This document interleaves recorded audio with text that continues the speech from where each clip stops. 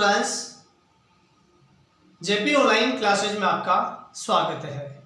आज हम क्लास जो 9th में जो हमारी पाठ्य पुस्तक जो क्षितिज है मैं आपको दिखला रहा हूँ, उसका जो पहला पाठ है उपन्यास सम्राट मुंशी प्रेमचंद द्वारा रचित दो बेलों की कथा मैं बतला रहा हूँ। दो बेलों की कथा का अध्ययन, उससे पहले मैं मुंशी प्रेमचंद के जीवन परिचय और पाठ परिचय के बारे में सामान्य जानकारी देने से पहले मैं मुंशी प्रेमचंद की का जो जीवन है उनके जीवन परिचय के बारे में सामान्य जानकारी दे रहा हूँ।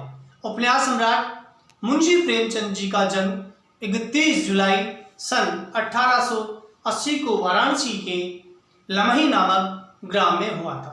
इनके गुरु सहाय राय पटवारी थे तथा पिता अजय राय एक डाकखाने में क्लर्क थे यानी बाबू थे।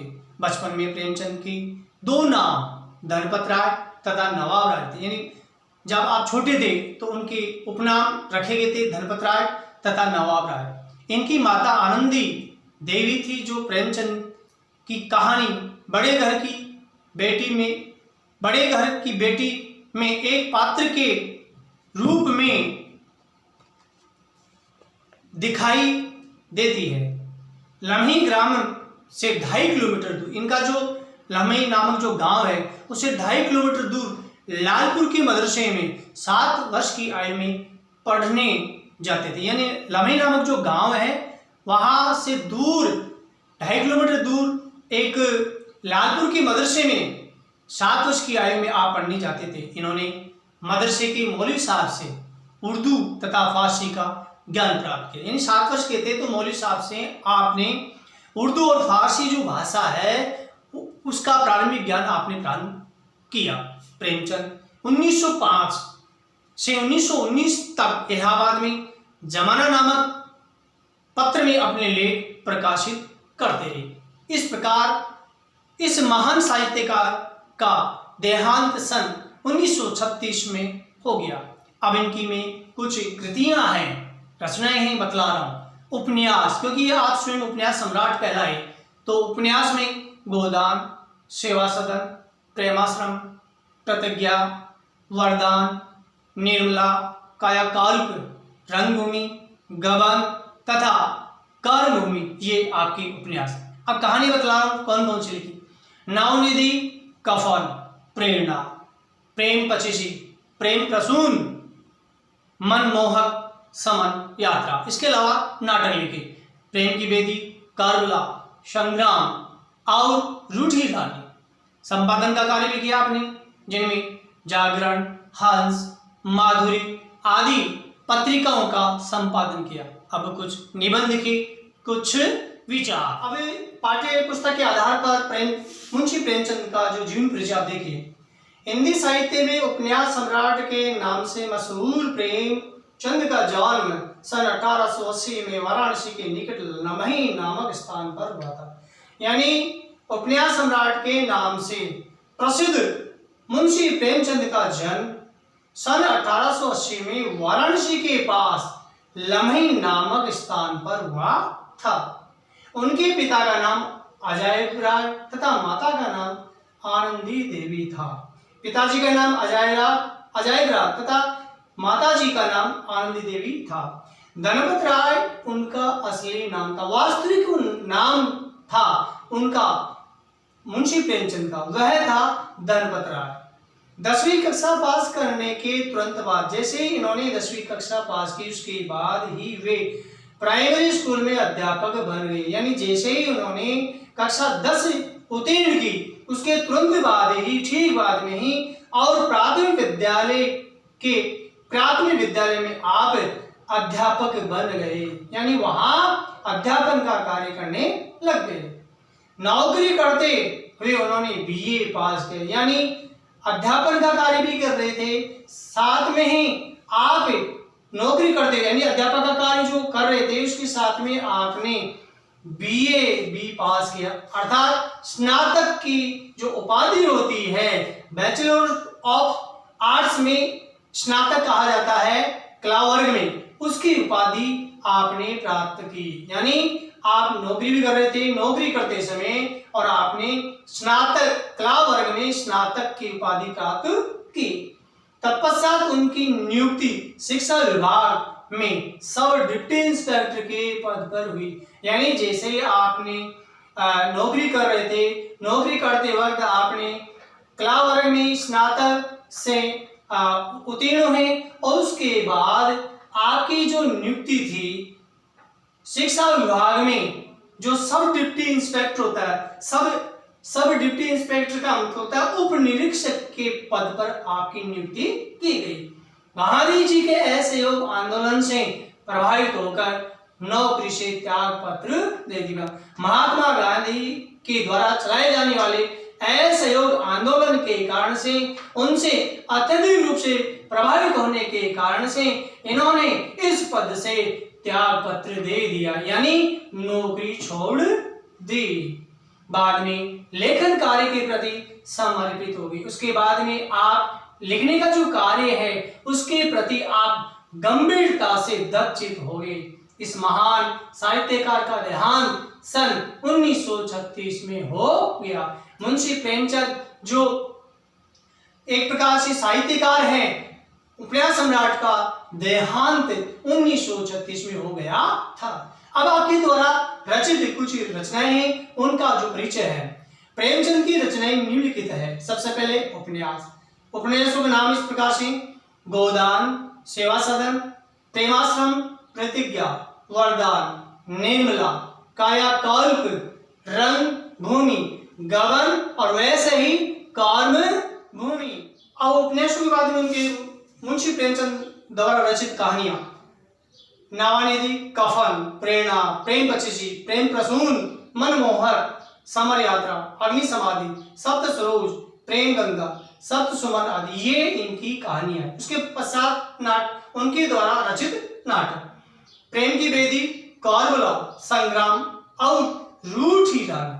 अब उन्होंने संपादन का कार्य किया, उसमें जागरण, हंस, माधुरी आदि पत्र पत्रिकाओं का इन्होंने संपादन का कार्य यानी लेख का कार्य किया। निबंध कुछ विचार। अब है ये जो प्रेमचंद है, जो इनके द्वारा रचित जो भाषा शैली है, यानी भाषा शैली अपनी कहानी, कथानक, निबंध इत्यादि में, उपन्यासों में कौन सी कैसी भाषा शैली का इन्होंने प्रयोग किया उसके बारे में परिचय है। प्रेमचंद का साहित्य जनसाधारण पर आधारित है, यानी प्रेमचंद ने जो भी साहित्य रचा वह आम आदमियों पर जो आधारित है वो है। यानी प्रेमचंद का जो साहित्य है आम आदमी ठीक प्रकार से समझ सके उस भाषा में उन्होंने रचना रची। उनके साहित्य की भाषा वातावरण तथा मनोदशा के अनुकूल चित्रित की गई। उनके द्वारा रचित जो साहित्य रचा गया है उस साहित्य को वहां की जो भाषा का जो वातावरण है, यानी आम लोगों के द्वारा बोली जाने वाली बात को अपने साहित्य में लिखा तथा स्थिति के अनुकूल, जैसी जैसी स्थिति उनके सामने आती गई उसके अनुकूल ही उस साहित्य की भाषा को आपने लिखते गए और उनके द्वारा लोगों के द्वारा जो बातें बोली गई कही गई उनको अपने शब्दों के द्वारा लिखते गए। वे बड़ी से बड़ी बात को भी सरल शब्दों में, यानी उनके सामने बड़ी से बड़ी बात भी आ गई तो उस बात को जो आमजन जो लोग हैं उस भाषा को समझ सके, उनके विचारों को समझ सके, ऐसे शब्दों के सरल शब्दों का प्रयोग किया तथा और संक्षेप में कहने की विशेषता रखते हैं और उस बात को छोटे रूप में कहने की उनके लेखन साहित्य में विशेष प्रकार की एक विशेषता है। अरबी, फारसी तथा अंग्रेजी के शब्दों के प्रयोग से उनकी भाषा सजीव,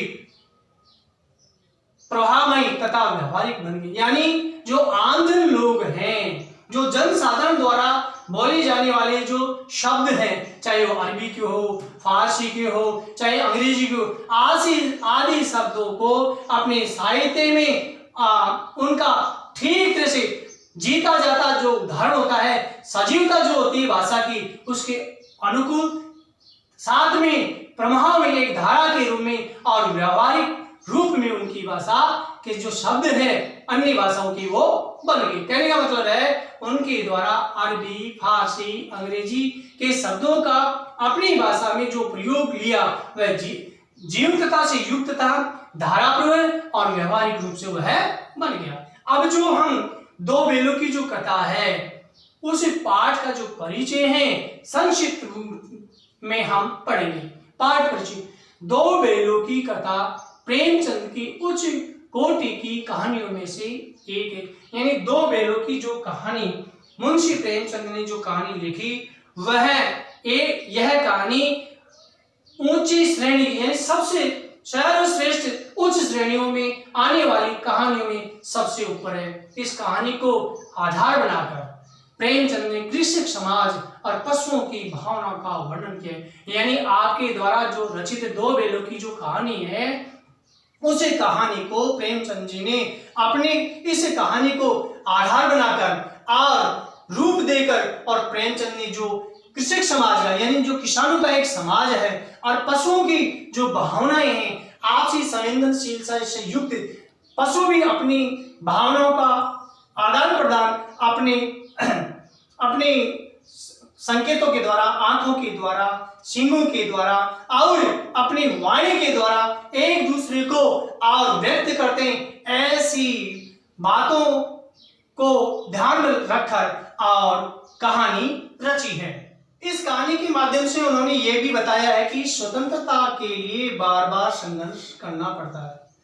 कथाकार या उपन्यास सम्राट मुंशी प्रेमचंद कहते हैं कि ये जो कहानी है दो बेलों की कथा, इस कहानी के आधार पर, क्योंकि इस कहानी के अंतर्गत जूरी के पास जो हीरा और मोती नामक जो बैल थे उनको जूरी ने अपने जो रिश्तेदार यहाँ भेज दिया गया था और उन दोनों बैलों को वहां ठीक तरह से खूब तरह से परिश्रम लिया गया।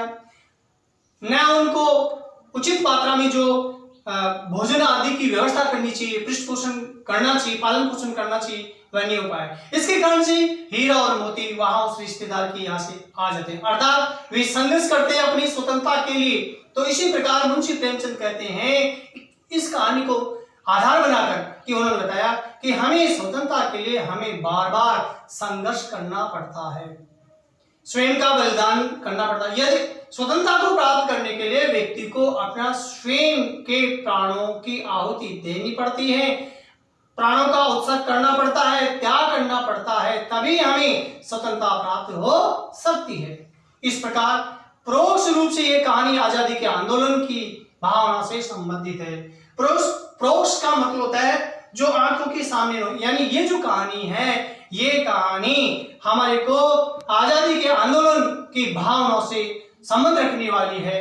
प्रेमचंद जी की इस कहानी ने पंचतंत्र और हितोपदेश की कथा परंपरा के उपयोग और विकास में योगदान दिया है। यानी पंचतंत्र और हितोपदेश में जो लिखी जाने वाली जो कहानियां हैं उन कहानियों को किस प्रकार से आगे बढ़ाने के लिए उनका उपयोग कैसे किए, इससे प्रेमचंद जी की जो एक कहानी है दो बेलों की कथा, उसको पंचतंत्र और हितोपदेश की जो कहानी परंपरा को उन्होंने उपयोग में लेते और इनके विकास में सहभागीदारी, इनकी कहानी जो दो बेलों की कथा है उसका शानदार तरीके से योगदान दिया गया है।